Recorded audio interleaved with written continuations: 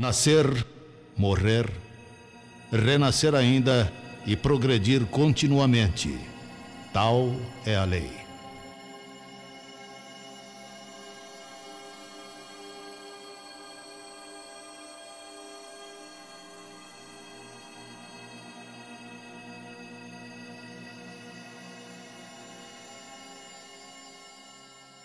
Bem, amigos do programa A Voz do Espiritismo, o programa radiofônico, e também os amigos do site avozdoespiritismo.com.br. Uma alegria muito grande contarmos com o André Sobreiro, da cidade de Severínia, aqui em Araçatuba. Vamos ouvir um cumprimento, um abraço do nosso amigo André Sobreiro. Grande Nelson, grande abraço aos ouvintes da rádio, aos que acessam a Voz do Espiritismo. A gente agradece pela tua presença aqui no nosso seminário. Já faz algum tempo que a gente não vinha em Araçatuba. Eu fiquei feliz pela surpresa, na hora que eu entrei aqui no salão de palestra e vi o Nelson aqui. Eu fiquei feliz da vida, rapaz. Esse grande amigo que a gente não via já há alguns anos. E foi muito agradável estar essa tarde com ele aqui. A gente agradece e deixa esse abraço aos ouvintes do programa, aqueles que vão acessar o site e vão assistir esse seminário. Nossa gratidão, nosso carinho. Obrigado de coração, viu? Nós que agradecemos aqui a equipe do Irmã Angélica, a equipe todinha aqui agradece, André, a sua explanação, o seminário sensacional falando sobre mediunidade. Nós vamos acompanhar então agora na íntegra, Primeiramente a prece, proferida pela Ângela Pagan, depois também o encerramento lá com a Leila lá do Varas da Videira, nossa amiga Leila, que irá fazer a prece de encerramento. Mas vamos prestar atenção no seminário que nós vamos fazer em duas partes, a primeira parte e a segunda parte, um seminário sensacional sobre mediunidade. Vamos acompanhar. Boa tarde a todos, sejam bem-vindos, é uma alegria estar aqui com vocês, numa tarde de sábado, a gente poderia estar descansando, estamos aqui buscando mais conhecimentos. Queremos agradecer a presença do André e do Nelson aqui, que estão à disposição da casa e de todos nós para trazer mais conhecimentos para nós. Hoje à tarde, o André vai falar sobre o assunto mediunidade, muito importante para todos nós, para que nós possamos refletir sobre essas questões que estão sempre nos trazendo influências, nós não sabemos, às vezes, como lidar com isso. Hoje de manhã nós tivemos um seminário com o André sobre renovação mental e saúde. Está disponível na Rede Amigo Espírita, no canal do YouTube. Muito interessante, quem não teve a oportunidade de estar presente pode acessar e assistir. Quem esteve e quiser rever, é só entrar no link. E esse seminário agora à tarde está sendo gravado pela Voz do Espiritismo, pela pessoa do Nelson, e estará disponível também no site que nós iremos disponibilizar depois para todos vocês assistirem e passarem para as pessoas interessadas. Então, nós agora convidamos a todos a fazermos a nossa prece para prepararmos o ambiente, prepararmos o palestrante, para que ele possa ser envolvido, intuído pelas entidades espirituais que assistem à nossa casa, pelo seu mentor espiritual, pelos mentores espirituais da casa, para que as nossas reflexões e os nossos estudos possam ser de extrema valia para todos nós, nos levando a refletir e a renovar os nossos votos para seguirmos os passos de Jesus.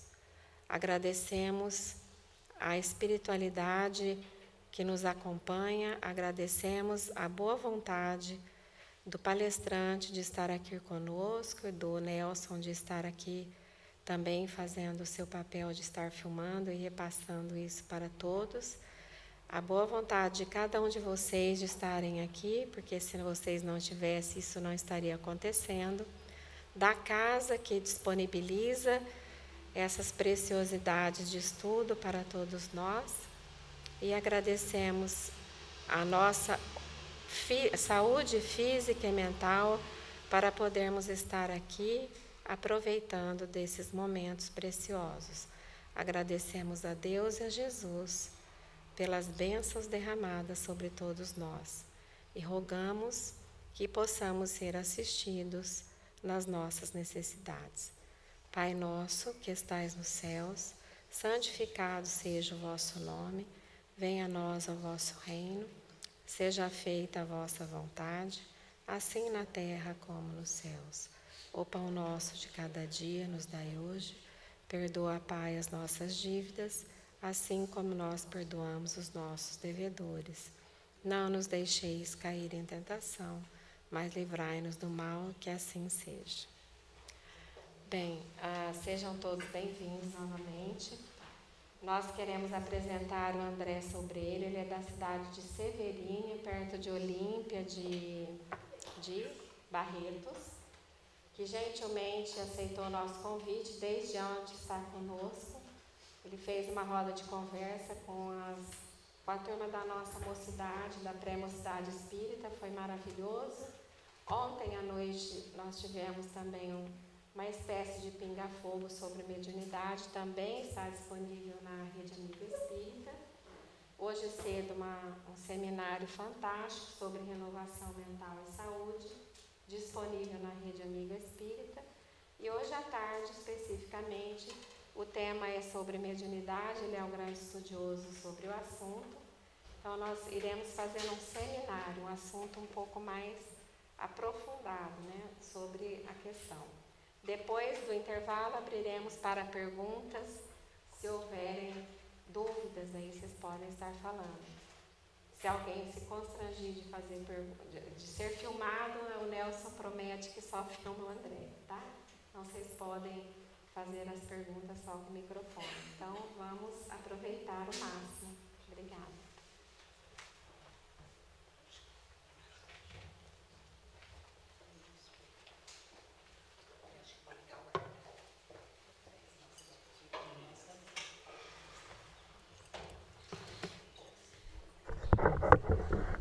Se você perceber que está muito alto ali na gravação, você fala que eu afasto o microfone da boca, tá? Uma boa tarde para todos. Que Jesus nos abençoe sempre. A gente queria agradecer nessa oportunidade a gente poder trocar ideias sobre esse tema, sempre tão atual, às vezes um pouco controverso, mas sempre tão interessante, que é a mediunidade. Esse tema que eu acho extraordinário, tão amplamente, tão profundamente discutido no Livro dos Médiuns por Allan Kardec, mas que nós espíritas às vezes ficamos com tanto medo de discutir, com tanto medo de sentar para conversar, e que nós precisamos entender, porque quanto mais nós entendemos a mediunidade, mais frutífera vai ser a nossa prática, mais correta, com menos riscos, que é o que Allan Kardec vai nos dizer, por exemplo, no capítulo 23 do Livro dos Médiuns, quando ele fala que o maior risco da prática espírita, e prática espírita nós sabemos que é justamente a prática mediúnica, é a obsessão, e nós sabemos que através do conhecimento espírita que nós evitamos todos os riscos, inclusive a obsessão. Então é essa troca de ideias, e eu vou pedir que aqueles que estiverem interessados participem, peçam a palavra, opinem, discordem se for o caso, para que a gente possa aproveitar, para que seja proveitoso e que seja agradável, uma troca de ideias, não apenas um monólogo, né? Não apenas alguém falando aqui e todo mundo ouvindo. Então vamos conversar sobre esse tema, que particularmente eu acho extraordinário, que é essa faculdade que nos coloca em constante intercâmbio com o plano maior. Essa faculdade que nos coloca em constante conversa, entre aspas, com o plano espiritual, com a nossa casa, porque precisa acontecer, e está acontecendo, ainda que de forma lenta, porque é o ritmo que nós damos conta, uma inversão de paradigma, né? Dia virá em que a humanidade vai entender que o plano físico é um plano secundário, que o nosso lugar, que o plano verdadeiro, o plano primeiro, vamos dizer assim, o mundo natural, segundo o Livro dos Espíritos, é o mundo espiritual. Porque ele preexiste e sobrevive a tudo. E se alguma coisa acontecer e o mundo físico deixar de existir, isso não afeta em nada o mundo espiritual. Ou seja, o mundo espiritual é o mundo natural primitivo. Nós viemos de lá e vamos voltar para lá, e espírito não foi criado para viver na carne. Ou seja, a passagem pela carne é, desculpem a repetição de termos, uma passagem. Ela é momentânea, nosso lugar é lá no plano espiritual. Então veja que o materialismo não tem razão de existir, né? E dia virá que a gente vai entender isso. Vamos conversar sobre isso então, começando com algumas recomendações que Allan Kardec fez na sua obra e que infelizmente nós ou não vimos, ou vimos e não atendemos, enfim, nós não estamos muito afim de seguir o que o codificador nos trouxe. Lá no... de longe não consigo enxergar. No Livro dos Espíritos, ele vai começar sugerindo, lá na introdução número 13, que ninguém, pois, se iluda. O estudo do Espiritismo é imenso, interessa a todas as questões da metafísica e da ordem social. É um mundo que se abre diante de nós. Presta atenção agora. Será de admirar que o efetuá-lo, né? Efetuar o estudo do Espiritismo, demande tempo, muito tempo mesmo. Ele chega a dizer em uma das suas obras que um médico mediano, o que é mediano, gente? Quem me ajuda? Médio, né? De nível médio, nem superior, nem ruim. Leva em torno de 8, 10 anos. Você realmente acha que em, sei lá, 10 anos, 15 anos de estudo de doutrina espírita, você pode se dizer especialista em doutrina? Com a profundidade que a gente está encontrando nessas obras? Vai longe. Eu diria até que não vai ser nessa encarnação que a gente vai poder se dizer não especialista em doutrina, mas em qualquer área da doutrina. Por exemplo, a mediunidade. Vai longe. O que nos remete ao problema da superficialidade. Não é raro nós encontrarmos espíritas, e o que mais me dói o coração, dirigentes espíritas, que você pergunta assim, como é que está o seu estudo? Ah, eu já li as obras básicas. Quando? Nossa, nem lembro. Ah, mas deve fazer uns 20 anos. Nunca mais releu. A interpretação dele parou lá atrás. E justamente por essa superficialidade, o que ele fala? Está ultrapassado, já tem coisa melhor. O dia que nós percebermos o quanto isso é profundo, e eu comentei ontem, eu não me lembro em qual dos encontros. Hoje nós temos um grande especialista nas obras de Allan Kardec, que eu citei o site dele aqui, Cosme Massi. Eu citei a Kardecpedia entre os sites que eu tomei o compromisso para mim de divulgá-los. Cosme Massi ficou 6 anos estudando uma pergunta de O Livro dos Espíritos. 6 anos. Então você multiplica aí 6 vezes 365 dias, certamente tem 1 ou 2 anos bissextos aí no meio. Então você acrescenta pelo menos mais 1 ou 2 dias aí. E faz a conta. 6 anos estudando uma pergunta de O Livro dos Espíritos. Cosme Massi, e eu me permito citar essas informações, porque elas me foram faladas, entre aspas, né, em off. Isso não é coisa que ele fala em palestra, ele fala para a gente depois da palestra, no café, e eu acabei fazendo uma amizade muito gostosa e muito agradável com o Cosme. Cosme é doutor em lógica e filosofia da ciência. O que é lógica? Lógica é uma ciência. Ele vasculhou toda a obra de Allan Kardec. E adivinha, ele não encontrou nenhum erro de lógica. Lê, lógica do ponto de vista científico. Porque nós falamos o tempo todo, gente, isso é um ponto de vista lógico. Lógico de que ponto de vista? Científico ou da nossa lógica? Da nossa lógica pessoal. O Cosme está falando do ponto de vista da ciência chamada lógica. Ele não encontrou um erro de lógica da primeira questão de O Livro dos Espíritos, diga-se de passagem, né? Não é da primeira questão. Da introdução 1, lá na introdução do estudo, introdução ao estudo da doutrina espírita, até o último termo usado por Kardec no livro A Gênese. Ele não encontrou um erro de lógica.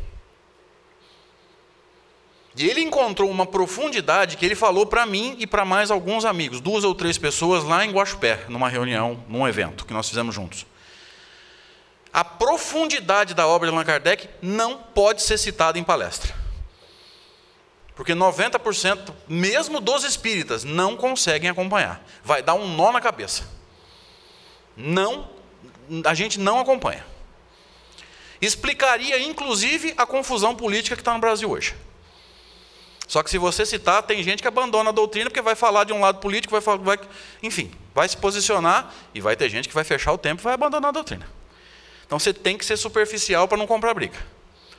Mas tem uma profundidade que a gente não imagina. Mas por superficialidade, o que é que a gente fala? Está ultrapassado, tem coisa melhor já. Eu vi isso não faz muito tempo, uma postagem de um desses médiuns aí, extremamente controversos. Basta você estudar um pouquinho de Allan Kardec, você percebe que a coisa doutrinariamente não está no rumo certo, nós não estamos julgando pessoas, estamos falando do trabalho doutrinário. E ele postou no Facebook dele: eu amo o Livro dos Espíritos, mas tem coisa ali que já ficou velha. Está lá no Facebook do cara, gente, eu não estou inventando. Tem hora que dá vontade de você chamar lá e falar: oh, me mostra. Você está se pautando em quê para dizer que está velho? Prova para mim que está velho. Que eu vou pegar a argumentação para te provar que não está velho. E daí daria uns 2 anos de discussão para provar para ele que velho só se for o pensamento dele. É essa superficialidade que está matando o movimento espírita. Nós não sabemos nada de Kardec. Mas nem 10% do que tem na codificação a gente não entendeu. Tem conceitos ali, gente, extraordinariamente profundos, que a gente não entendeu foi nada. E é justamente por ser tão superficial que a gente não entendeu e acha que já está até ultrapassado. Vai um pouco da nossa vaidade também, né? Que não tem a humildade de dizer não entendi, ainda joga lá na frente. Não só entendi, como já está até ultrapassado. Ok? No Livro dos Médiuns, no capítulo 5 das manifestações físicas espontâneas, Allan Kardec traz uma outra recomendação que é importante para a gente aqui agora, que eu citei, se eu não me engano, hoje de manhã. Se um efeito insólito se produz, insólito quer dizer isolado, um ruído, por exemplo, um movimento, ou mesmo uma aparição, a primeira ideia que se deve ter é a de que provém de uma causa inteiramente natural, por ser a mais provável. Tem-se, então, que buscar essa causa com o maior cuidado e não admitir a intervenção dos espíritos, senão muito cientemente, esse meio de se evitar toda a ilusão. Ou seja, você só trabalha com a hipótese de um efeito espiritual depois que você descartar todas as causas físicas. E eu perguntaria, como eu fiz ontem à noite, se nós estamos fazendo isso. Ou se nós estamos primeiro atirando nos espíritos, para depois começar a procurar para ver se tem, sei lá, um gato andando no forro, ou se tem alguma causa física. Nós estamos fazendo, se você não está fazendo, você é uma exceção à regra, mas a maioria de nós está fazendo o contrário do que Allan Kardec pediu.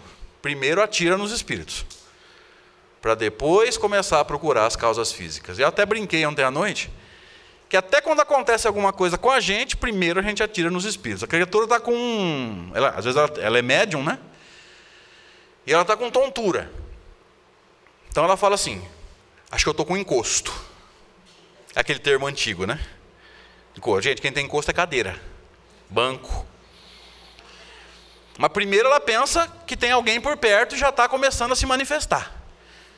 E ela esquece que ela tem que aferir a pressão, que pode estar alta, pode estar baixa, tem que aferir a glicemia. Quantas possíveis causas de tontura podem acontecer no corpo? Causas físicas. E aí a criatura fica lá abrindo o evangelho, querendo que os espíritos acolham um irmãozinho, a pressão pode estar alta. Aí ela tem um AVC, um infarto, e chega no plano espiritual, querendo justificar a desencarnação dela, porque ela estava preocupada com o desencarnado do meu lado. Primeiro as causas físicas. Você pode estar com um problema de saúde. Então, a gente vai abordando de uma forma bem humorada, mas Kardec foi claro: primeiro procura a causa física, por ser a mais provável. Ele até explica algumas coisas aí. Por exemplo, às vezes você coloca madeira no sol. Você sabia que madeira no sol, ou quando ela esquenta, ela começa a estralar? Se você não sabe, porque isso é uma lei física, se você não sabe, o que você ouve? O que você faz? já chega ali com o evangelho querendo doutrinar. Imagina a cena, sei lá, uma madeira no sol, você chega com o evangelho, senta do lado e começa, vem em paz, irmãozinho. Imagina a cena. E certamente vai ter um desencarnado lá, sabe o que ele vai fazer? Adivinha? Desculpe o termo popular, vai rachar o bico da sua cara. Vai falar assim, além de encarnado é tonto. Além de carregar corpo, ainda me faz dar risada. Mas brincadeiras à parte, será que nós estamos fazendo isso? Aferindo primeiro todas as causas físicas, para depois começar a pensar em causas espirituais? Ou primeiro, com o perdão da brincadeira, a gente atira nos espíritos? E uma terceira recomendação, que vale a pena a gente pensar. Capítulo 20 da influência moral do médium, Kardec diz assim, aliás, não é Kardec, é um espírito de quem Kardec tem inserido muitas comunicações e que depois descobriu-se, lá no final do texto, ele cita o nome, é Erasto. Melhor é repelir 10 verdades do que admitir uma única falsidade, uma só teoria errônea. Ou seja, de tudo que vier dos espíritos, você filtra. Me ajuda agora. Quando ele fala que é melhor você repelir 10 verdades do que admitir uma mentira. Essa filtragem tem que ser muito rigorosa ou pouco rigorosa? Mas é isso que nós estamos fazendo, e aqui eu vou bater muito nisso. Ou tudo que vem do plano espiritual nós estamos abraçando sem critério. Se você não está fazendo isso, você é uma exceção à regra, porque o que está acontecendo no movimento espírita é isso, sem medo de errar. Espírito falou, é verdade. Uma das possibilidades para a gente ajeitar isso, para a gente melhorar isso, estude um texto chamado Escala Espírita. Livro dos Espíritos, do item 100 até o 113, que não é pergunta e resposta, é um texto grande, muito profundo. Vai demorar aí, se você fizer um estudo profundo, são algumas semanas debruçado nesse texto, quando Kardec vai dizer o quê? Que os espíritos só oferecem aquilo que têm. Que o fato de desencarnar não faz de nenhum de nós espírito de luz, missionário, santo, sábio, filósofo, Mahatma, Cristo. E que tem espírito no plano espiritual que sabe menos do que eu e você. Só que por vaidade, porque tem vaidoso lá de lá, não quero te desanimar, viu gente? E por vaidade, o que você perguntar, ele te responde. Se você perguntar uma questão da mais alta filosofia, ele vai te responder. Ele é filósofo? Não, mas na cabeça dele o que tem? Se você perguntar sobre medicina, ele vai te responder. Ele é médico? Não, mas na cabeça dele ele tem direito. Chama pseudo-sábio. O que é pseudo? Quem me ajuda? Falso, o falso sábio. Qual a característica dele? Ele não tem compromisso com a verdade. Ele tem compromisso com a vaidade dele. Posso começar a fazer piadinha? Eu quase não fiz isso nesses 2 dias, né? Você quer fazer um negócio bom e ganhar uma grana? Compra ele pelo que ele vale e vende pelo que ele acha que vale. Você vai ganhar muito dinheiro. Porque na cabeça dele ele sabe muito mais do que ele sabe, portanto ele se acha. Então compra ele pelo que ele vale e realmente vende pelo que ele acha que vale. Você vai ganhar dinheiro. É o pseudo-sábio. E cuidado, porque às vezes um espírito desse, se achando a última laranja do cutrale. Terrível essa, hein? Jesus amado. Ele se aproxima de um médium se achando, e por vaidade, o que o médium fala? Esse é o cara, esse é meu mentor. E você se... Essa foi de doer, cara. E por pura vaidade, o médium caminha para o buraco. Por quê? Porque ele ficou vaidoso, porque o mentor dele fez uma pose, falou bonito e mostrou questões transcendentes. Mas se você prestar atenção no que ele fala e for averiguar à luz da filosofia ou à luz da ciência, só abobrinha.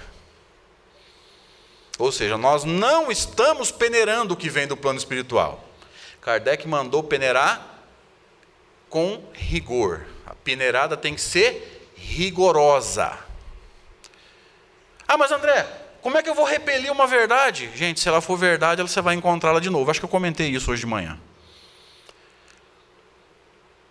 Porque a verdade, ela, na sua caminhada evolutiva, você encontra ela. Se você repelir, você vai dar mais uns passos na evolução, você encontra ela de novo. Ah, mas e se eu repelir de novo? Você vai dar mais uns passos e encontra de novo. Ela é uma verdade. Você pode fugir que ela vai te encontrar. Uma hora você vai aceitar. Não se preocupe com isso. Agora, uma mentira que você aceita te tira do caminho. Uma mentira que uma reunião mediúnica aceita pode fechar uma reunião e complicar um grupo inteiro. É isso que Allan Kardec está tentando passar para a gente. Cuidado. Peneira. Ah, mas André, e se eu não souber se é verdade ou se é mentira, se está na dúvida, o que você faz? Deixa a comunicação guardadinha, em stand-by. E vai estudar a doutrina espírita. Com o tempo você descobre. Porque na hora certa você vai descobrir, gente, é uma informação doutrinária, é uma informação científica, ou vai confirmar ou vai desmentir. Na hora certa. Ah, mas André, quando que é essa hora certa? Não sei, é o tempo de Deus. Por isso que nós trabalhamos bastante isso hoje de manhã. Você é um espírito imortal, não tenha pressa. Bota a ansiedade no bolso e vai viver. Que mania que a gente tem de querer as coisas na nossa hora, do nosso jeito, né? Vamos viver. Tem livro espírita aí que foi psicografado e ficou décadas engavetado. Até que lá na frente foi publicado. Nós teríamos essa paciência se nós fôssemos o autor do livro, ou mesmo o médium que psicografou? Pensa nisso. Então é fazendo essas sugestões, que na verdade não são nossas, como nós vimos, são de Allan Kardec, que a gente inicia o nosso bate-papo da tarde de hoje.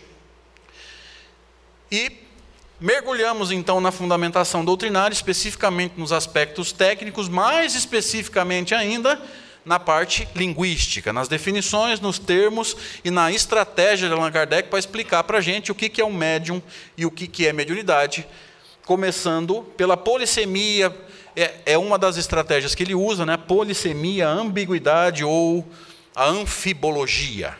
Vocês já vão entender.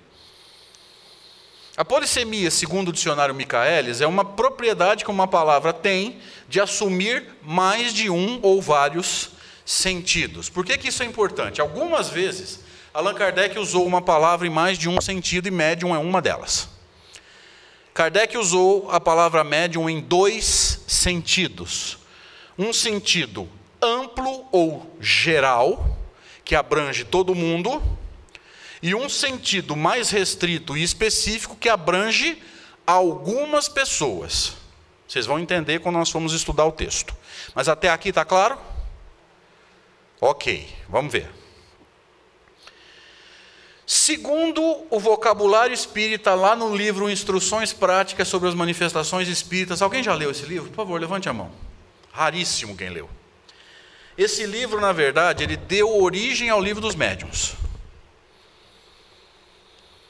Ele nasce de um capítulo do livro dos Espíritos, chama Da Intervenção dos Espíritos no Mundo Corpóreo. Então, desse capítulo nasce esse livro que vocês estão vendo aí, e desse livro nasce o livro dos médiuns. Percebam que acontece uma expansão de ideias. Um capítulo do livro dos Espíritos virou um livro pequeno, do livro pequeno virou um livro grande. Dá para entender que vai ampliando ideias? Conforme Kardec foi descobrindo as leis que regiam cada fenômeno mediúnico, ele foi ampliando as ideias. Mas não tem falha de lógica, ou seja, uma ideia não ampliada não desmente a anterior, que está menor. É uma ação perfeita. E esse livro tem um vocabulário espírita, assim como o livro dos médiuns também tem algumas palavras não tão repetidas, então seria bom ter os 2 dicionários para a gente ter base profunda. E a definição de médium, que vem do latim medium, significa meio ou intermediário, é o quê? Uma pessoa acessível à influência dos espíritos e mais ou menos dotada da faculdade de receber e transmitir as suas comunicações. E para os espíritos, o médium é um intermediário, é um agente mais ou menos cômodo, conforme a natureza ou o grau da faculdade mediatriz. Ou seja, o médium é alguém que consegue captar e transmitir informações advindas do mundo espiritual. Até aqui eu acredito que não seja nenhum problema. Nós estamos acostumados a pensar dessa forma. Se nós colocarmos numa metáfora, nós vamos nos lembrar, nós vamos pensar que o médium é alguém que está entre o plano físico e entre o plano espiritual. Posso pensar dessa forma? Sim ou não? É uma metáfora, gente. Toda metáfora tem uma limitação, não dá para levar ao pé da letra. Posso dizer que o médium está metade no plano físico, metade no plano espiritual? Posso ou não? É uma metáfora. Eu vou sugerir que nós pensemos dessa forma, ok? Então vamos ser mais específicos. Vamos pensar que o médium está parte no plano físico, parte no plano espiritual, ok? Voltando para o vocabulário espírita, definição de mediunidade. Olha que definição esclarecedora. Faculdade dos médiuns. Olha que coisa extraordinariamente esclarecedora. Presta atenção nisso. A definição de médium é esclarecedora, não é?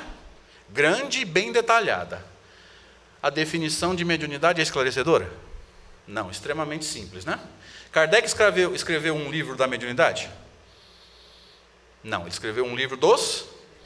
Quais as indiretas que ele está nos dando? O importante é a mediunidade ou o importante é o médium? O importante é o Filho de Deus, é o ser imortal. Nós estamos muito preocupados com as faculdades, gente. Preocupe-se com você, que precisa se equilibrar e se educar como Filho de Deus. Nos mais diferentes aspectos da sua vida. Às vezes você fala assim, eu preciso me educar como médium. Gente, nós precisamos nos educar, se somos médiuns, né? Como médiuns, mas temos que nos educar. Como filhos, como pais, como marido, como esposa, como profissional. O médium é um aspecto dentre quantos?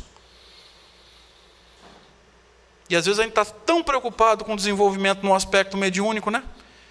E a gente se desenvolve como médium, mas vira um péssimo profissional. E aí, o que adianta? Já parou para pensar nisso? E aí você vem aqui e dá uma boa passividade, mas é um péssimo profissional, um péssimo marido ou esposa, um péssimo filho.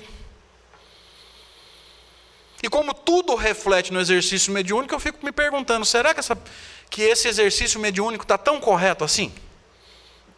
Tem um capítulo no Livro dos Médiuns falando sobre isso, influência moral do médium. Por isso que eu falei, se nós formos aprofundar, nós vamos precisar de pelo menos uma semana, umas 4 horas por dia. É profundo.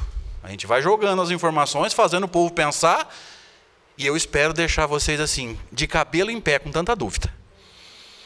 Eu espero desconstruir um tanto de certeza e deixar assim, pelo menos umas 250 dúvidas para vocês. Sabe por quê? Porque para o bom estudante, a dúvida gera pesquisa. Então eu espero que vocês saiam daqui assim, com muita vontade de tirar o Livro dos Médiuns de cima da estante ou do guarda-roupa, bater a teia de aranha, tirar a poeira e voltar a estudar. Mas para o mau estudante, que eu espero que não tenha nenhum aqui, a dúvida gera revolta. Talvez alguém aqui vai sair bravo comigo, esse rapaz me encheu de dúvida. Não estou nem com vontade mais de ir no centro. Aí você me desculpa, o problema é seu.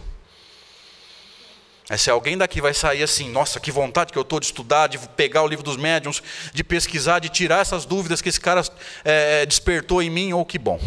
Eu deixo até meu e-mail aqui no final, para a gente trocar ideia, para a gente discutir. De repente você vai achar um ponto que você não concordou comigo, você vai me mandar um e-mail, André, não concordo, olha aqui. De repente eu vou descobrir que você está certo e eu estou errado. Agora, você vai ficar revoltado comigo, me desculpe, mas aí é a tua sintonia. É só lembrar do seminário de manhã. É uma escolha. Então eu espero que a gente saia daqui cheio de dúvidas. Com algumas certezas a mais, ou com algumas convicções a mais, mas cheio de dúvidas. Ok? E o exercício mediúnico, o que é?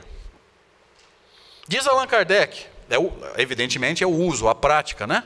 Diz Allan Kardec no Evangelho segundo o Espiritismo, lá no capítulo 26, dai de graça o que de graça recebeste, sobre a mediunidade ele diz assim, que ela não existe sem o concurso dos espíritos, presta atenção agora, pode subsistir a aptidão, mas o seu exercício se anula, ou seja, se não houver exercício, se não houver espírito para se manifestar, você continua médium?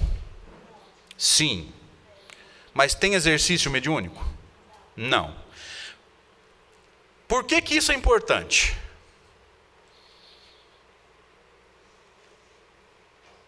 Vou voltar. Só um minuto. Eu achei que o quadro que eu preciso fosse agora, mas não é. Às vezes a pessoa diz assim para mim: André, se o médium beber, a mediunidade dele fica prejudicada? Sim ou não? Sim ou não? Me ajuda.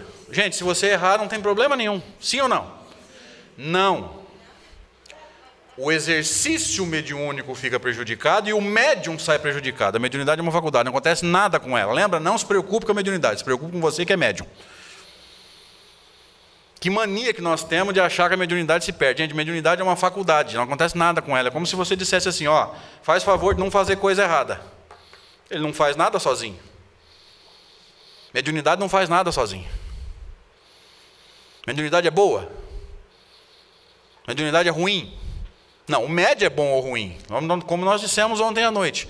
Nos perguntaram sobre mediunidade em desequilíbrio. Existe mediunidade em desequilíbrio ou existe médium em desequilíbrio? Está vendo? Acontece alguma coisa com mediunidade quando o médium bebe? Não, existe. Acontece com o médium que bebe. O médium se perde. O exercício mediúnico provavelmente sai prejudicado, mas com a mediunidade não acontece nada, ele continua médium. A mediunidade é uma faculdade que me coloca em contato com o plano espiritual. Se eu começo a beber, eu perco contato com o plano espiritual? Não, eu perco contato com os bons espíritos. Mas o contato continua acontecendo. Eu só vou trocar de espírito. Eu perco contato com os bons, me contato com quem? Com os alcoólatras do plano espiritual. Mas fechou o contato? Então, repito a pergunta. Acontece alguma coisa com a mediunidade? Não, só mudou de sintonia. Então, eu parei de sintonizar com gente boa e sintonizei com os alcoólatras do plano espiritual. Gente, alguém discorda? Pode falar. Faz sentido o que eu falei? Se você não concorda, pelo amor de Deus, fala. Eu estou captando pensamento, mas não estou vendo boca abrir. Pelo amor de Deus, você tem o direito de discordar. Está um monólogo isso aqui. Você tem o direito. Aqui ninguém é dono da verdade. Estou suscitando reflexões. Tudo bem até aqui? Estou acordando alguém?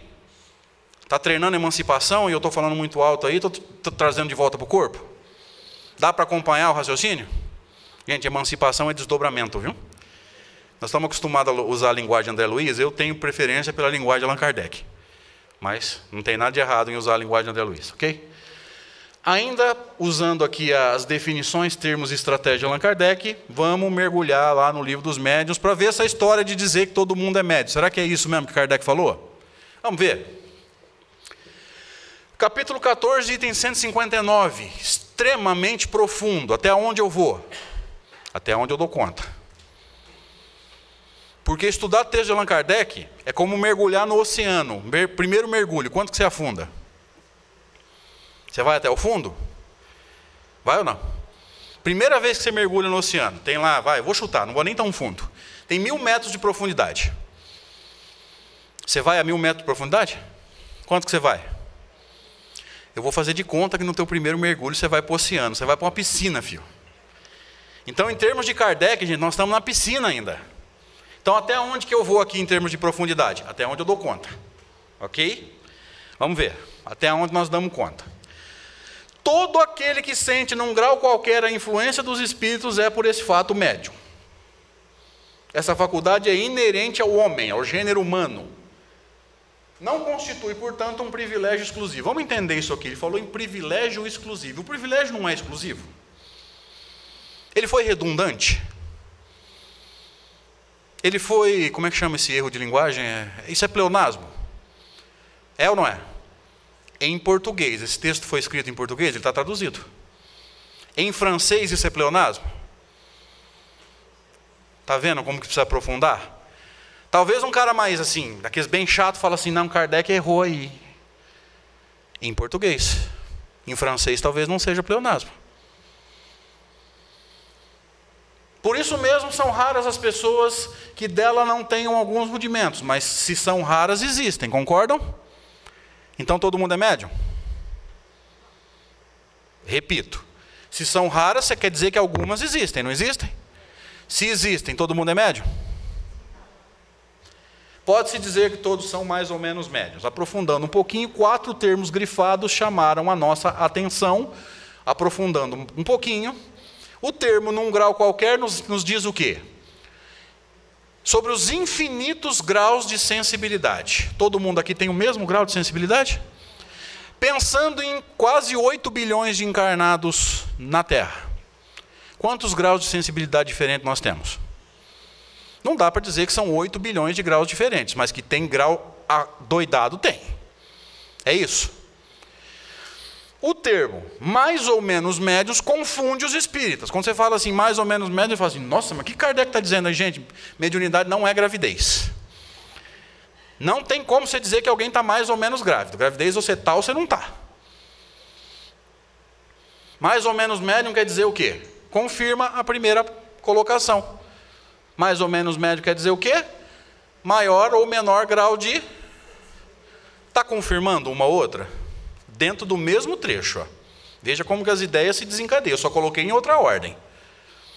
O termo inerente, Kardec usa muito esse termo na codificação. Por exemplo, lá no Código Penal da Vida Futura, no item 33... Quando ele vai resumir os 32 itens do código que ele já tinha discutido, ele fala assim, o sofrimento é inerente à imperfeição. Alguém teve a curiosidade de perguntar ou de pesquisar o que é inerente? Pode falar. Lembre-se, a câmera está virada só para mim. Não precisa ter vergonha de aparecer em gravação. Inerente quer dizer naturalmente ligado a alguém em alguma coisa. Portanto, a mediunidade é naturalmente ligada ao homem. O que é homem? No sentido masculino? Tem mulher médium? Tem ou não? Então é naturalmente ligado ao homem no sentido de gênero humano. Então desdobra isso. Naturalmente ligado ao gênero humano. O animal tem mediunidade? Você já viu o cavalo psicografando? Eu adoro fazer essas coisas. Mas eu adoro. Porque eu vejo, não... O animal é médium. Kardec falou que o animal tem sensibilidade. O médium não é aquele que tem sensibilidade. O médium é aquele que transforma a sensibilidade num fenômeno. Então você vem me desculpar, mas se você viu algum animal produzindo fenômeno, você filma e me mostra. Que aí eu vou ter que mudar de convicção. E aí eu vou ter que dizer que realmente Kardec está ultrapassado, porque ele não viu isso. E provavelmente o animal é um fenômeno raríssimo. É inerente ao gênero humano. Ao homem no sentido de humanidade. E influência dos espíritos nos remete à bendita questão tão discutida, 459 do Livro dos Espíritos, quando Allan Kardec perguntou aos imortais, lá dos superiores, da equipe de Jesus, influem os espíritos em nossos pensamentos e nos nossos atos? E evidentemente eles responderam, muito mais do que imaginais, influem a tal ponto que de ordinário eles vos dirigem. Eles nos remetem ao fenômeno da influência. Então vamos voltar, vamos criar um esquema aqui. Existem seres que são dotados, que Kardec se referiu a eles como num grau qualquer, que são dotados da capacidade de serem ou de sermos influenciados. Me ajuda agora. Quantos sentidos tinha para a palavra médium? 2. Um amplo e um restrito. A capacidade de ser influenciado é o sentido amplo ou o sentido restrito? Amplo, por quê? Porque todo mundo aqui é influenciável, é isso? Sim ou não? Faz sentido? Alguém discorda? Pode falar. Ninguém é obrigado a concordar. Está claro isso? Ok. Voltando para aquela metáfora, se o médium é alguém que está um pouco no plano físico, um pouco no plano espiritual, eu gosto de dizer que se a sensibilidade dele é baixa, metaforicamente ele está mais no plano físico do que no plano espiritual. Entenderam a metáfora agora? Entenderam ou não? Ok. Como é que eu faço para equilibrar isso? Porque tudo na vida é melhor em equilíbrio. Você vai pensar assim, desenvolvendo faculdade mediúnica. E se ele não tiver? Lembra? Nem todos são médicos. Talvez você não tenha faculdade para desenvolver. Como é que você faz? Espiritualizar-se é diferente de tentar exercício mediúnico, talvez você não tenha faculdades para exercitar-se. Espiritualizar-se, lembra que nós comentamos? Uma coisa é conhecimento de mortalidade, outra coisa é consciência de mortalidade. Conhecimento de mortalidade todos nós temos. Consciência de mortalidade é passar a viver cada vez mais, dentro das suas possibilidades, da sua capacidade, como espírito imortal, ou seja, é viver cada vez menos para a matéria e cada vez mais para o espírito. Espiritualizar-se, ou seja, eu estou no mundo, mas pertenço cada vez menos ao mundo. O mundo está uma doideira, eu estou em paz. O mundo só corre atrás de dinheiro. O que eu preciso de dinheiro? O básico. Lembra de Chico Xavier?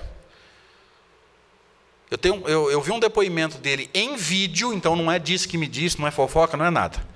Ele dizendo assim: eu consigo viver de forma confortável e sem luxo com a minha aposentadoria. Gente, se o Chico tivesse ficado com R$1 de cada livro psicografado por ele que foi vendido, quanto que o Chico teria em mãos ao desencarnar? Ele não quis, ele preferiu a consciência limpa, porque ele sabia que o médium não tem esse direito. Olha que interessante. É alguém que, durante a sua encarnação, viveu intensamente o processo de espiritualização. Estava no mundo, estava encarnado, mas não vivia para o mundo. Estava no mundo, mas não era do mundo. Era aquele ser que a gente olhava e falava assim: nossa senhora, parece que esse caboclo não pertence a esse planeta. Deu para entender esse processo de espiritualização? Talvez você vai se lembrar de Emmanuel no prefácio do livro Nosso Lar, quando ele diz assim: porque em verdade nós precisamos de espiritismo, precisamos de espiritualismo, mas precisamos muito mais de espiritualidade. Ou seja, a gente está encarnado, mas precisa aprender a viver como espírito. E nós vamos nos lembrar de Allan Kardec, em vários pontos da codificação, dizendo assim: Jesus, que aí já é o topo, né, já é um espírito puro. Jesus, embora encarnado, vivia a vida do espírito. O que Jesus precisava da matéria? Só o necessário para manter o corpo vivo. Claro, ele estava encarnado, ele tinha que manter o corpo vivo, mas era só o que ele buscava. Não tinha casa, vivia de favor.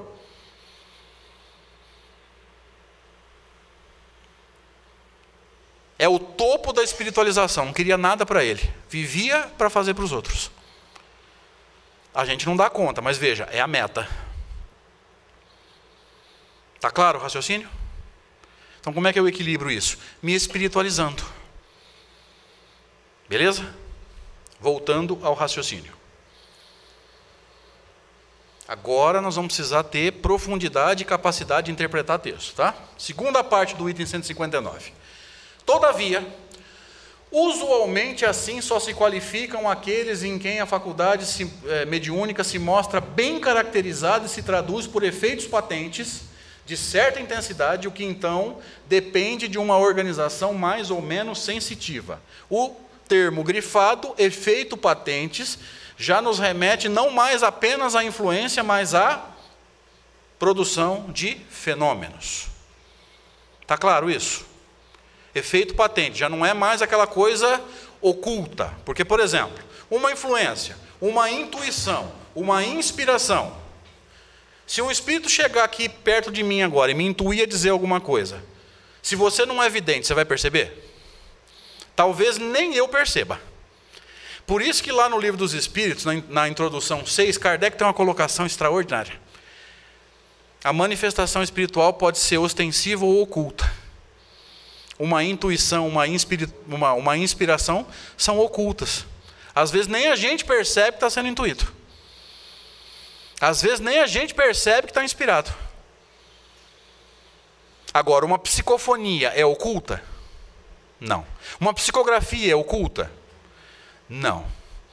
A movimentação de um objeto é oculto? Não, ele se movimenta ali. Quem vai ver? Se eu puser esse microfone ali em cima da mesa, ele começar a andar sozinho, quem vai ver? Todo mundo. Ou melhor, quem não sair correndo. Porque em geral corre. Se materializar um espírito aqui, não fica um. É mais ou menos assim: doutor Bezerra, me ajuda, mas não aparece não. Nós leva essas paredes nos peitos. Então, efeitos patentes já não é mais uma coisa oculta. Patente quer dizer aparente, fácil de perceber. Portanto, é uma coisa mais... já é uma coisa mais aparente. Então, existem seres que Kardec os qualificou como produzindo efeitos patentes e que, além de serem influenciados, Soma-se a essa influência a produção de fenômenos. Pensa comigo, o fato dele produzir fenômenos tira dele a capacidade de ser influenciável? Então veja, soma-se uma capacidade a mais, por isso que a sensibilidade é maior. Deu para entender o raciocínio? Me ajuda agora. Esse é o sentido restrito ou amplo? Por que ele é restrito? Específico. Menos gente em tese. Tá claro? Tá, gente? Ok. Voltando para a metáfora de alguém que está mais ou menos um pouquinho em cada plano. Se a sensibilidade dele é maior, metaforicamente eu estou dizendo que ele está mais para o plano espiritual. Dá para entender a metáfora? Pelo amor de Deus, é metáfora. Talvez você esteja pensando assim, André, por que ele está mais para o plano espiritual? Ele está desencarnando? Tá? Não, calma. Se você tem uma mediunidade mais aflorada, calma, você não está desencarnando ainda. Não é isso que eu quero dizer. Precisa equilibrar isso também? Precisa. Por quê? Você está encarnado, você tem equilíbrio, você tem compromissos no plano físico, viu, filho? Você não pode viver no plano espiritual, não. E às vezes é difícil fazer médium entender isso, gente.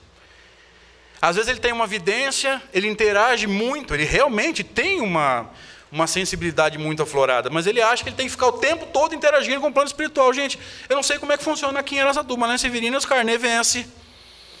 Casa Bahia, velho, leva a geladeira de volta, se você não pagar. Então não interage com o plano físico não, meu filho. Trabalha, paga as contas, paga o mercado, cobra o cheque. Você encarnou, você tem compromisso no plano físico. Você fica interagindo com o plano espiritual e não educa o teu filho não para ver o que acontece. Tem que cumprir os compromissos do plano físico. Diga-se de passagem, se você está encarnado, eles são prioridade. Dá para entender isso, gente? Eu estou viajando. Porque às vezes eu falo umas coisas, o povo faz uma cara, não é o caso de vocês não, tá? Mas às vezes o povo faz uma cara para mim, parece que só eu que enxergo. Gente, se você encarnou, a prioridade é o plano físico, viu? E o movimento espírita está tão preocupado em entender como é que funciona o plano espiritual, eu falo, gente, será que esse povo está realmente encarnado? Está todo mundo, tem colônia espiritual, não tem colônia espiritual, tem umbral, não tem umbral. Eu falo, gente, você não está no plano físico? Deixa para você entender isso quando você chegar do lado de lá. Por enquanto, entende o plano físico. Paga tuas contas, amadurece espiritualmente, depois você vai pensar no plano espiritual, pelo amor de Deus. Por enquanto, entende como é que funciona aqui, ó. Estão preocupados demais com o plano espiritual. Às vezes você assiste uma palestra espírita, e pelo jeito que o cara fala do plano espiritual, você pensa assim, não tem nenhum encarnado assistindo. Jesus amado, só fala do plano espiritual. Gente, tem encarnado assistindo aqui, pode ter encarnado sofrendo. E aí a criatura está aqui sofrendo, às vezes perdeu um filho e você está falando como é que é o plano espiritual. Não vejo muita lógica nisso, desculpa se vocês não concordam. Então, a necessidade de equilibrar esse processo é o quê? Encarar o plano físico. Focar nas coisas que nós temos que fazer aqui, nos nossos compromissos aqui, nós temos que ganhar nosso pão. O que Allan Kardec diz? Vou relembrar texto do Evangelho. Creio eu que o Evangelho seja o livro mais lido da codificação. Capítulo Dai de graça, o que de graça recebeste. O que Kardec diz? Ganhe o seu pão através do seu trabalho e dedica à mediunidade o tempo que te resta. É para você ficar interagindo com o plano espiritual o tempo todo? Gente, eu estou tendo notícia de algumas coisas que me arrepia. De gente que fica interagindo no plano espiritual e mandando um recado para os outros pelo WhatsApp. Ó, o teu mentor veio aqui e mandou você fazer tal coisa, pelo WhatsApp. Para mim ninguém manda, porque eles me conhecem. Né? Eu ia falar assim, ó, fala para o meu mentor estudar. Que eu sou terrível. Para mim eles nem mandam, porque eles sabem que eu respondo assim, com extrema educação, mas eu pego pesado. Fala para o mentor estudar Kardec. Porque se fosse realmente meu mentor, saberia, eu estou trabalhando. Como é que eu vou fazer isso? Na hora do meu trabalho, eu vou parar e fazer isso? Esse mentor não está orientando nem ele mesmo. Então me desculpem, a gente procura abordar de uma forma bem-humorada, brincando, mas está acontecendo umas coisas no movimento espírita que não está dando para entender. Tem gente que está praticamente deixando o que tem para fazer no plano físico para ficar interagindo com o plano espiritual o tempo todo. E os teus compromissos no plano físico? Tem não? E aí a família vai degringolando, os carnês vão vencendo, os compromissos de trabalho vão ficando para trás, aí perde o emprego, e aí? O que o mentor faz? Paga a conta para você? Já parou para pensar? Não, né? Você não tem que ficar o tempo todo interagindo com o plano espiritual, não. Viu? Controla a mente aí e foca no plano físico. Ok? Só que agora nós estamos com um problema. Quantos sentidos tem para a palavra médium mesmo? Qual que nós usamos? E agora? Hashtag complicou. Qual dos dois que eu uso? Talvez você tenha pensado assim, André, vamos usar o sentido amplo que abrange todo mundo. Foi isso que Kardec pediu? Vamos ver? Se toda vez que eu falei aprofundando, a gente for mais profundo, já vai ter petróleo aqui no Centro Espírita Irmã Angélica. Pelo menos a gente faz uma grana, né? Nelson, dá para cortar essa zoeira do vídeo, né? Pelo amor de Deus. Todavia, usualmente, assim só se qualificam aqueles em quem a faculdade mediúnica se mostra bem caracterizada e se traduz por efeitos patentes de certa intensidade. O termo, todavia, é que tipo de palavra? Quem me ajuda? Tem professores de português aqui? De repente, nem é de português, mas sabe me responder. Quem me ajuda? Isso. Que tipo? Muito bom. Uma conjunção adversativa. Uma aulinha de português, vocês se importam? Rapaz, quando eu estudo essas coisas, me dá uma raiva da minha adolescência. Quando eu tinha os professores de português à minha disposição ensinando isso, eu não estava nem aí com a paçoca. E hoje eu estou tendo que recuperar tudo isso. Eu falo, gente, o professor estava lá para me ensinar e eu não estava nem aí, paquerava. Ainda bem que não existia celular. Aí que eu não tinha aprendido mesmo. Então hoje eu tenho que correr atrás de história. Eu estou aprendendo história com doutrina espírita. Hoje eu tenho que correr atrás de conjunção adversativa para entender Kardec. E estava tudo lá no jeito e eu não aproveitei. Fala isso para os filhos de vocês, principalmente para quem gosta da doutrina espírita. Aproveita o professor que está aí para te ensinar. Segundo esse site aqui, infoescola.com, português, conjunções, a conjunção, não só adversativa, mas qualquer tipo de conjunção, é uma palavra invariável que liga duas orações. Por isso que ela é uma conjunção, ela está ali para juntar. Está claro? Nós estamos relembrando aí um passado mais ou menos distante. Ou dois termos semelhantes numa mesma oração. Só que ela varia. Só tem conjunção adversativa ou tem algum outro tipo de conjunção? Conjunção condicional. Fala uma. Se. Ou seja, coloca uma condição. Se der certo, lembra? Pois é. A conjunção condicional tem uma função específica. Qual que é ela? Juntar duas frases que expressam ideias contrárias. Ou seja, até a conjunção adversativa eu estou contando uma história, a partir dali eu mudo o rumo da prosa em bom mineirês. Só tem um segredo. A verdade vem depois da expressão adversativa. Mais ou menos assim. Eu gosto do fulano, mas a verdade vem depois do mais. Está claro? Vamos voltar lá atrás. Lá em cima.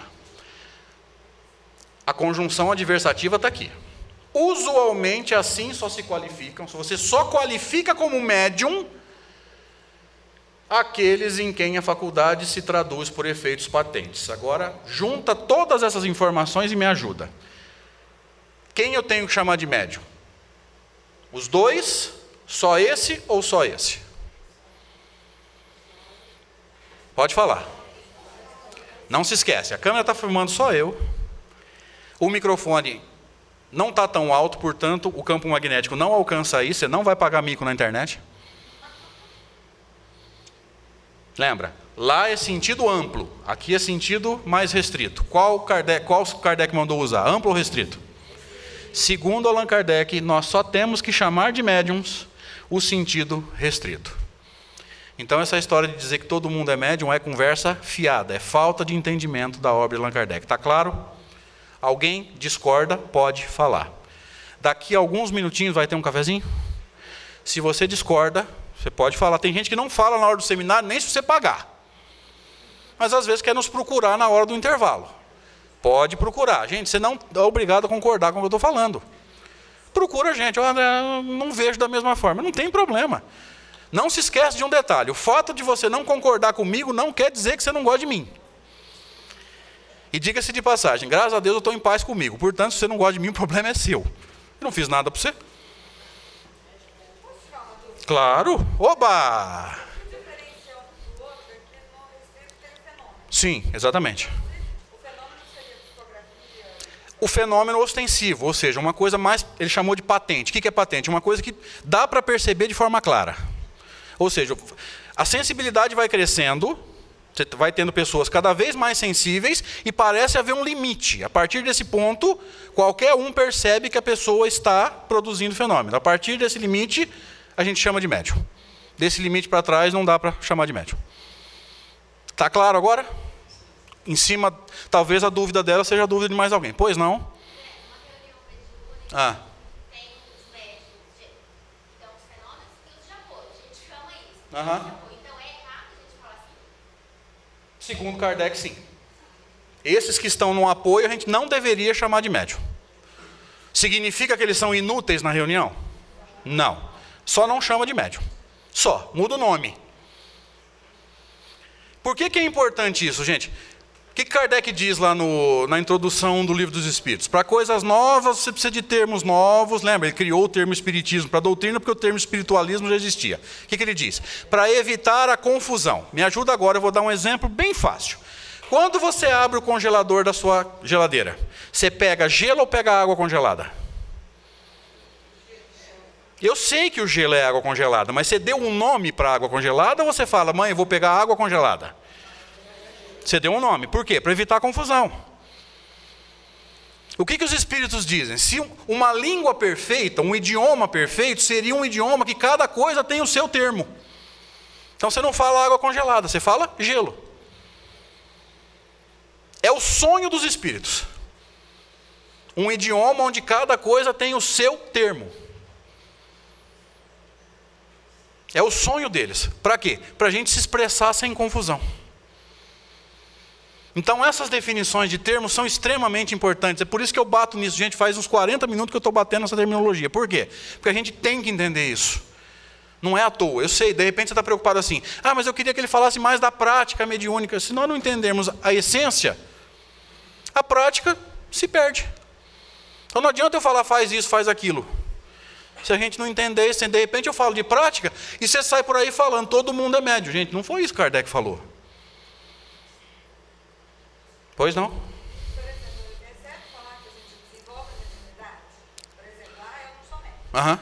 Mas sei lá, não escrevo. Tá.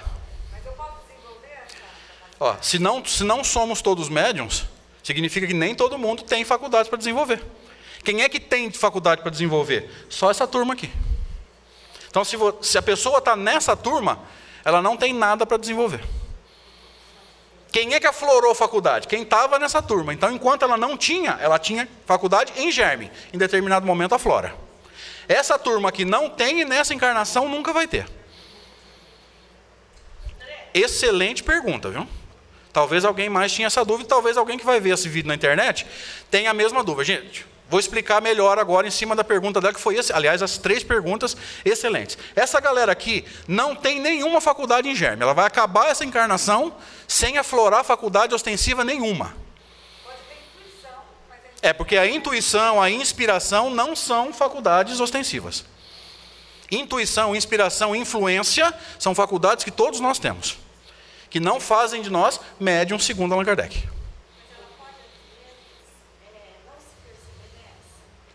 Pode. Pode. O que... Sim. Sim. Sim. Lembra do médium espontâneo? Tá. O que é o médium espontâneo? É alguém que produz fenômeno e às vezes nem sabe. Quantas pessoas tem doando ectoplasma? Ela é média de efeitos físicos. E na casa dela tem copo voando, panela voando. Lembra do poltergeist antigamente? Média de efeitos físicos. E na casa dela está uma bagunça, voando copo, voando panela, voando não sei o quê, e ela nem sabe quem está doando ectoplasma é ela. Tem gente... Está gravando, é complicado falar isso. A pessoa me chamou no Facebook Messenger, pedindo ajuda, digitando comigo, ela entrou em transe. Quem começou a escrever comigo era o obsessor dela. E eu doutrinando o obsessor pelo Facebook Messenger. Vê se eu sou endividado. Mas nem para conversar com o povo no Facebook Messenger eu tenho paz. Comecei a dialogar com o Espírito e falando, gente, perdoa. Daqui a pouco essa moça volta do trânsito e escreve assim, gente, mas que conversa estranha. Fui eu que escrevi isso? Eu nem respondi. Falei, deixa ela ler e entender o que está acontecendo. Ó, é médio e nem sonha. Ela entrou em transe e quem passou a escrever, digitar, pela mão dela, nem sei se era um computador, um celular, não tenho nem ideia. Quem passou a digitar pela mão dela foi o obsessor dela. Contou toda a história, por que ele odeia aquela moça. E eu lá, perdoa, meu filho, não é assim. Quem faz justiça é Deus, porque a justiça de Deus é perfeita. A nossa não é justiça, é vingança. Ela volta do trânsito e fala assim, gente, mas que conversa estranha. Fui eu que digitei isso, eu não lembro. Eu nem respondi, deixei ela se acalmar. André, obrigado pela conversa. Falei, imagina, eu que agradeço. Saiu, nem sei mais o que aconteceu. É médium? É médium, deu passividade, deixou o Espírito escrever. Sabe que é médium? Não sabe. Porque deu a passividade, nem sonha. Está do jeito que você sugeriu? Ela está nessa turma, mas na cabeça dela está nessa. Ela acha que não é médium. E está se cortando. Corta o próprio cabelo, corta o próprio pulso. Está cheio de corte, cheio de ponto. Cicatriz de ponto. Obsessão complicada. Mais alguma participação nesse momento? Gente, pois não?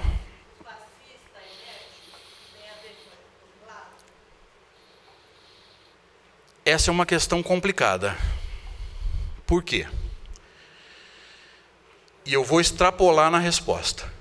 Os pesquisadores estão chegando a uma conclusão que vai causar, assim, um impacto imenso no movimento espírita. O que eles descobriram? Você está perguntando sobre o passe que acontece nas câmaras espíritas. Eu vou extrapolar. O que eles descobriram? Você já ouviu falar todo mundo já ouviu falar de Mesmer? O pai do magnetismo? Pai entre aspas, né? O estudioso do magnetismo? Tá. Eles descobriram que Allan Kardec conhecia o texto de Mesmer. Portanto, o magnetismo que Allan Kardec cita, lembra quando ele fala que magnetismo e espiritismo são ciências irmãs? Lembra disso, gente? Alguém já lembra de ter lido esse texto? Alguém lembra? Pois é. Portanto, o magnetismo que Allan Kardec diz que é uma ciência irmã do espiritismo é o magnetismo de Mesmer. Para o magnetismo lá de Mesmer, sabe quem toma passe? Só quem está doente. O passe dura de 20 minutos a meia hora.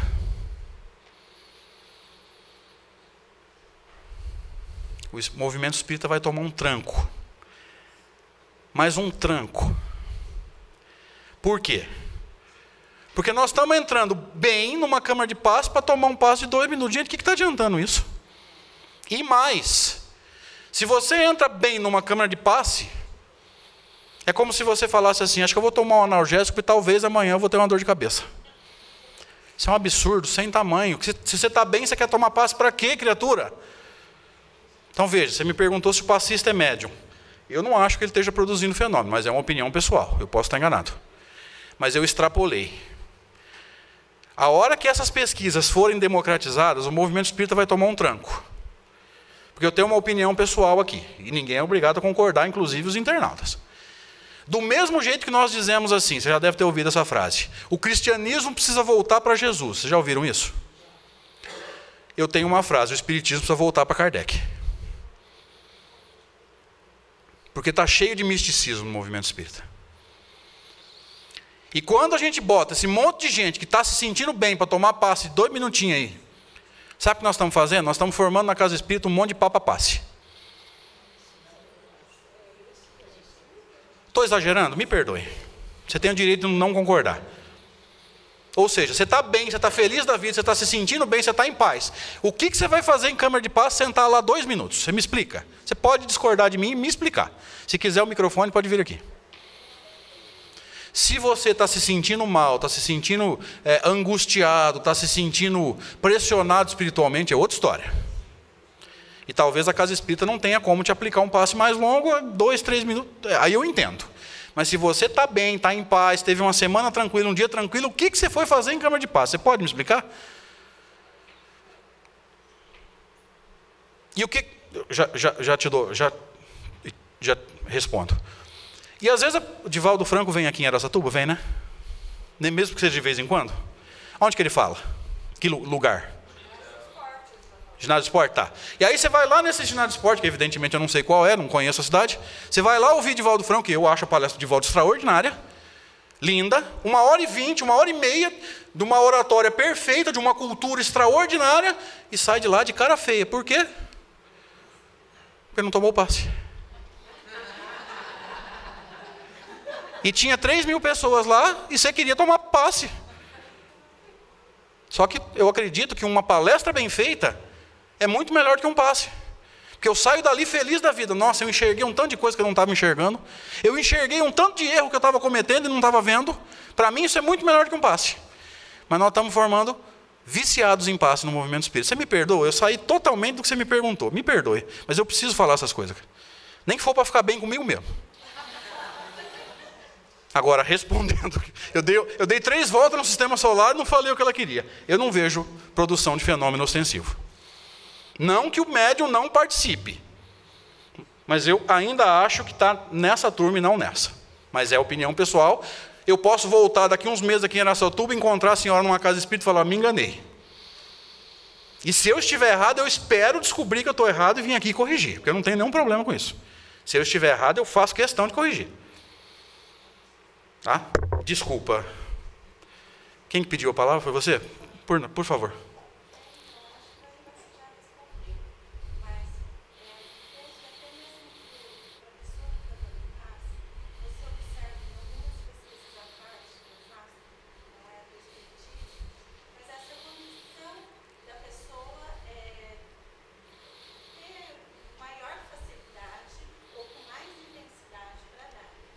Você está falando do passista. Sim, sim. Então, tem pessoas que você observa que conseguem com uma maior facilidade ou mais intensidade no serviço de sobreviver, perdoa se de repente Não tem nada para perdoar. de repente tão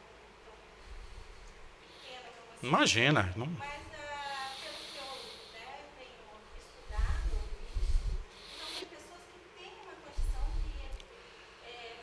que emana, Sim, sim, tanta intensidade, maior, né? sim, Uma aula, sim, ser tão poderosa. sim. Então, como entraria aí? Só que aí Kardec chamou ele de médium de cura. Aí ele está aqui. Médium de cura, é diferente. Sim, sim, por causa de quem vai assistir o vídeo. Ela está falando de pessoas que são dotadas, aí não é aura, deixa eu só corrigir o termo, é magnetismo pessoal. Tão intenso que às vezes basta a gente chegar perto. Aí, já que eu usei o termo magnetismo, eu vou ampliar. Que hora que vocês vão sair daqui não é problema meu. Se a pessoa tem só o magnetismo dela, ela não é médium, ela é magnetizadora. Ou seja, ela doa o dela. Lembra quando Kardec fala isso no Evangelho segundo o Espiritismo, lá no Dai de graça, o que de graça recebeste? Às vezes a gente não entendeu o texto, ele fala assim, o magnetizador doa do próprio fluido, às vezes da própria saúde, então ele tem o direito de cobrar. Alguém entendeu isso? O que ele está dizendo? O cara doa dele, às vezes ele precisa gastar para se recuperar fisicamente. Não tem intervenção espiritual, ele está doando de fluido dele, não tem espírito participando. Se não tem espírito participando, ele é médium? Não. Então ele tem o direito de cobrar? Tem, ele está doando dele. E às vezes ele precisa de remédio, de um, sei lá, de um Gatorade ou de alguma coisa para recuperar o que ele doou.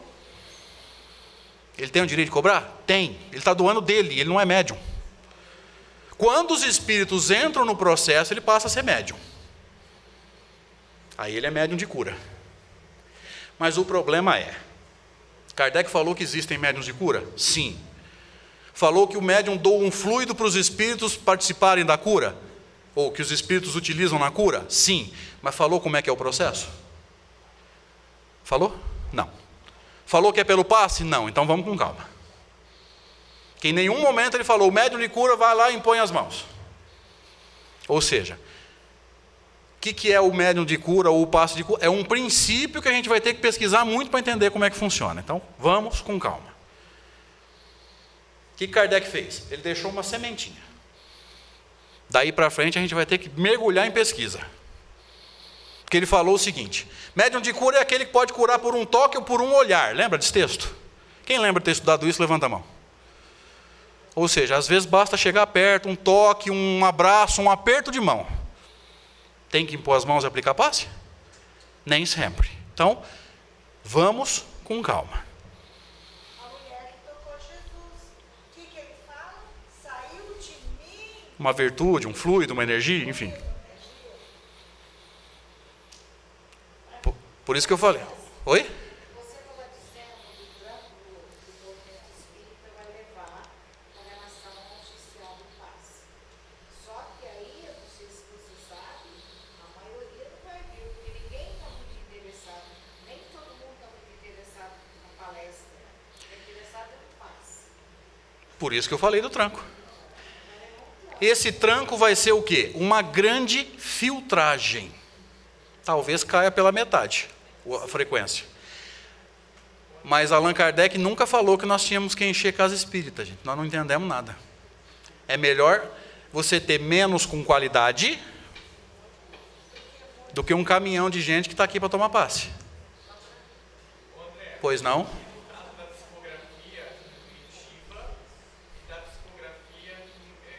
Mecânica.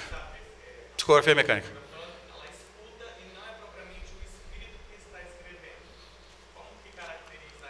Não, todas elas são faculdades mediúnicas. Todas elas. Até intuitivo. Então ele capta o pensamento e escreve. A mecânica, o braço é arrastado. A semimecânica, ele escreve, o braço é arrastado, mas ele tem consciência do que está sendo escrito. Todas elas estão aqui nesse grupo, vamos dizer assim. Tá? Para ser bem claro. A Marlene Nobre chega a dizer num livro chamado Lições de Sabedoria, que quando o Chico psicografava, eu não me lembro se eram as cartas ou se eram os romances, ele era semi-mecânico. E o desdobramento? Quem está percebendo que a pessoa está desdobrada? Ou emancipada, né? Desdobramento ou emancipação não é faculdade mediúnica, é faculdade anímica. Você sai do corpo. O que tem os espíritos encarnados com isso? Nada. O que você faz fora do corpo pode ter componente mediúnico. Mas o sair do corpo em si é uma faculdade anímica. Uma condição do espírito, né? Do espírito. Tá? O sair do corpo é uma faculdade exclusivamente sua.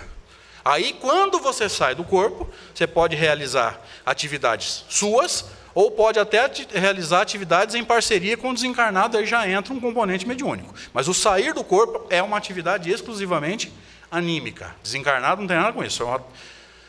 É uma faculdade própria nossa, em que os desencarnados não participam em nada. Ela é uma faculdade que o movimento espírita chamou de anímica. Tá? Beleza, gente? Pois não?